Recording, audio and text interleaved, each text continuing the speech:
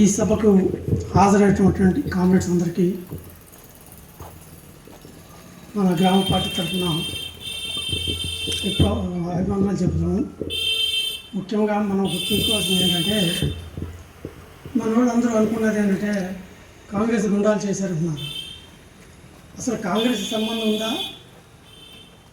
వాళ్ళు ఒక్కడైనా కమ్యూనిస్టు పార్టీని ఇక్కడ భూస్థాపితం చేయాలనుకునేటువంటి గ్యాంగ్ మొత్తం, అరాచక గ్యాంగ్ మొత్తం ఒకటయ్యి తలా ఒక పార్టీలో తలా ఒక జెండా పెట్టుకొని రకరకాల మార్గాల్లో ఇక్కడ పార్టీని నాశనం చేయాలని చూస్తూ ఉన్నారు. అదేవిధంగా రాజనేతలు ఎక్కడో వ్యాపారం చేసుకుంటూ పార్టీ సానుభూతిగా తెలంగాణ పోరాటం నుంచి ప్రజల విముక్తి కోసం పోరాడిన జమ్మగడ్డ రామయ్య గారిని నమ్మక ద్రోహంతో చంపేశారు. అదే ముఠ, అదే వారసులు వాళ్ళు పోయారు. మొత్తం జైళ్ళ పాలై కుటుంబాలు కూడా నాశనం అయిపోయినాయి. వాళ్ళ మొక్కలే ఇప్పుడు మిగిలిన కలుపు మొక్కల్లాగా గ్రామంలో. ఈ మొక్కలు ఏం చేస్తారు అంటే ఓట్లప్పుడు పెదవ వరకు డబ్బులు ఇచ్చి ఏదో రకం మభ్యపెట్టి జనాన్ని మోసం చేస్తూ ఉంటారు. రెండో విధంగా ఏ పార్టీ వస్తే ఆ పార్టీ జెండా పట్టుకొని దాని గొడుగు పట్టుకొని అక్కడ ఉన్నటువంటి వాటిని ఉపయోగించి మన జనాన్ని నాశనం చేసే విధంగా చేస్తూ ఉన్నారు. అంతేకాదు ఇక్కడ పేద ప్రజలకు ఉపయోగపడే పనులు చేసే నాయకుడు ఎవరైనా ఉన్నా దాన్ని చేయనీయకుండా దుష్టులకి దుర్మార్గులకి వాళ్ళు లాభం చేకూర్చి వాళ్ళని గ్యాంగుల్లో తిప్పుకొని ఇక్కడ గ్రామాన్ని ఇబ్బందులు పాలు చేస్తూ ఉన్నారు. ఇవాళ నాగేశ్వరరావు నిత్యం కష్టపడి చెమటోడ్చి పని చేసుకొని పొట్టబోసుకునేటువంటి నాగేశ్వరరావుని అతనికి ఎర్రజెండా అంటే ప్రేమ. ఇక్కడ మన పార్టీ నడిచే కార్యక్రమాలంటే ఆయనకు ప్రేమ, అపారమైన నమ్మకం పార్టీ మీద. దానిలో భాగంగానే కార్యక్రమాల్లో చక్కగా గజ్జగట్టుకొని ఆట ఆడేటువంటి కళాకారుడు.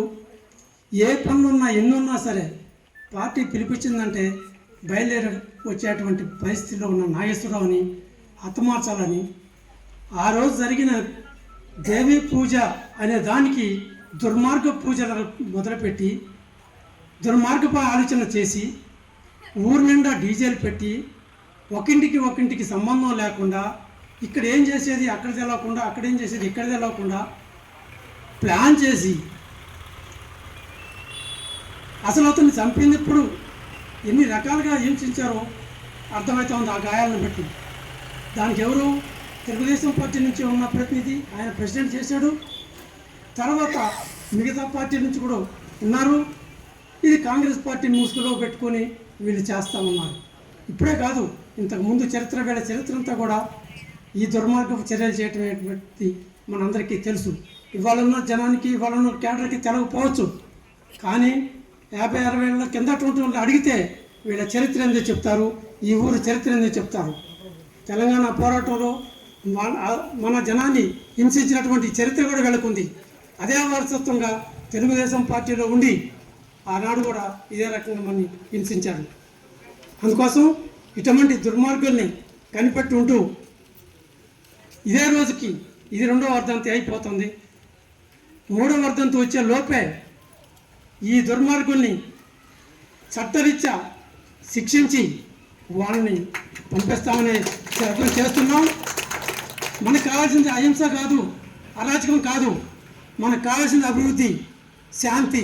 మనం ఆ పద్ధతిలో నడుతున్నాం. ఇప్పటికీ ఎన్నో అవమానాలు భరిస్తూ ఉన్నాం. వాళ్ళు చేసే కార్యక్రమాలు సహించలేం, కానీ సహించుతున్నాం. ఎందుకు? మనకు ఒక చట్టం, మనకు ఒక న్యాయం, మనకు ఒక ధర్మం, మన దేశం ఒక రాజ్యాంగం లోబడి ఉంది కాబట్టి దాని ప్రకారంగా నేను చేద్దామనే ఆలోచనతో మనం ఆ కృషి చేస్తా ఉన్నాం. రేపు 3వ వర్ధంతికి ఇదే రోజు జరుపుకునేటప్పటికి దోషుల్ని ఎలా శిక్షిస్తామో జనానికి అందరికీ కనువిప్పు కావాలి, ఇటువంటి దుర్మార్గులకి అందరికీ కనువిప్పు కావాలని మీరందరూ కూడా దానికి న్యాయ పోరాటంగా న్యాయంగా సహకరించి దానికి కావాల్సిన వనరులు మీరు చేకూర్చి మీరంతా కలిసికట్టుగా పనిచేస్తారని ఈ సభాముఖంగా మీ అందరికీ తెలియజేస్తూ ఉన్నాం. ఆ సభకు హాజరైనందుకు ధన్యవాదాలు తెలుపుతూ ఇంతటితో ఈ అవకాశం ఇస్తున్నాను.